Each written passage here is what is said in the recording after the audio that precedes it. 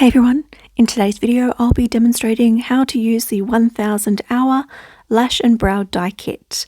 So first you get everything out. You've got the colour cream, the developer liquid, mixing tray and the applicator wands.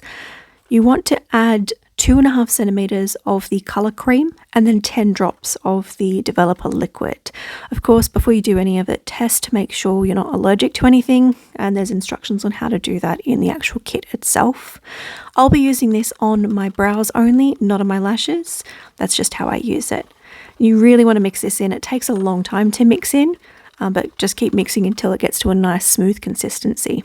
So this is the before. These are my brows, and I'm also going to be using this on my hairline to cover up those light areas that in between hair colouring. So that's my brows.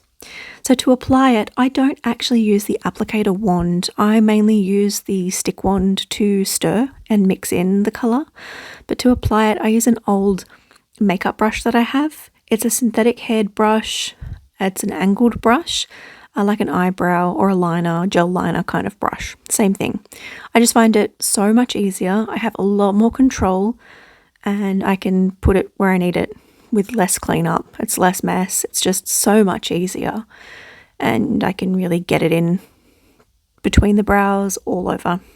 Once you've applied it to your brows, just do a quick cleanup with a Q-tip or a cotton tip at this stage. And the next thing I do is apply it to my hairline. So what you want to do once you've applied it everywhere you need to, you wait 3 to 10 minutes depending on the preference of colour. I used to leave it on for 3, now I leave it on for the full 10 minutes because I actually don't find it to be too dark for me anymore. I used to look at my brows and think, oh gosh, they're so much darker than I expected. But now I don't mind, I'm used to the colour. So again, let it sit, see how it goes. And once you're ready to take it off, what you want to do is gently remove the dye with a damp cotton pad. First, before it sets and you leave it, you can do another quick cleanup if you want to as well, if you need to.